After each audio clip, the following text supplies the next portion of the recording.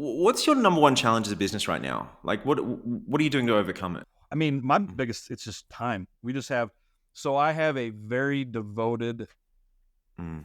customer base, and I get great ideas every day. They're like, oh, it'd be awesome if, it'd be great if, and I mean, I have a list of features that is amazingly long, and they're all great. And so just really filtering that and prioritizing it and doing what's important. I run my business like it's a recession all the time. I'm always have less people than I need on purpose. I think that personally, I like those constraints of we don't have enough resources, we don't have enough time. I think that makes you kind of think outside the box and do things differently, because you've got to. You're like, we don't have 40 developers to just mull over this for a month or two. We've got 4 days, go. What are we going to do? And so I like those constraints. They help focus me. Do you have like any sort of mental models or frameworks that you use for deciding which features to prioritize?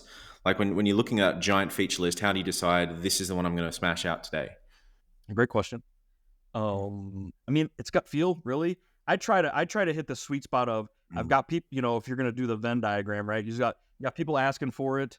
It's cool enough that you think other people are going to be jealous. Like, oh, I wish my software did that. So you got to kind of move that circle around on the Venn diagram to hit the sweet spot of like enough people want it, or I can market it enough.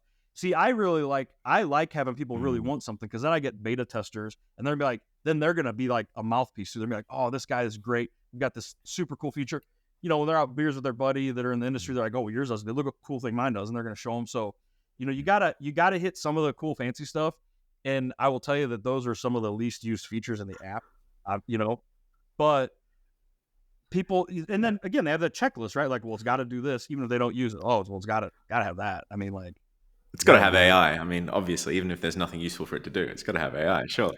oh, 100%. I mean, yeah. I mean, obviously, you get the AI thing on there. So now I've been doing it a long time, so I would say my gut feels probably better than someone that's been doing it a year. But a lot of it's also going to be your industry too. You got to really. I have a deep knowledge of transportation. My first job was with the railroad, so I kind of knew this world. I got out of it a little bit, but I was still, I got deep enough that I could get back in pretty easily. So I knew transportation pretty well. So that was kind of a good thing. Like now I've worked in every major industry. I've done some military work. I've done all kinds of stuff. So I have a shallow knowledge of many things, but transportation was probably my deepest. So when the guy said TMS, I'm like, oh yeah, this is it. I'm going to knock this out of the park. So If you were starting a new business tomorrow, what would you do differently if you knew what you know now? I would do more marketing. I'd do more marketing and SEO out of the gate, because I just did very little of that, because I am probably more of a small business owner than I am an entrepreneur. I don't take big cuts. I live in the Midwest, so I'm a little more conservative with some of that.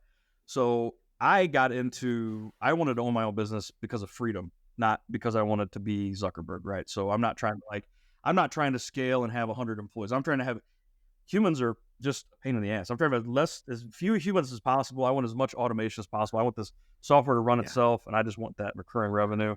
And I want to do things I like. So it was more, really, this is more of a freedom play. Like, I get to, if I work for myself, I get to pick the things I do, and I get to do them how I want to do them.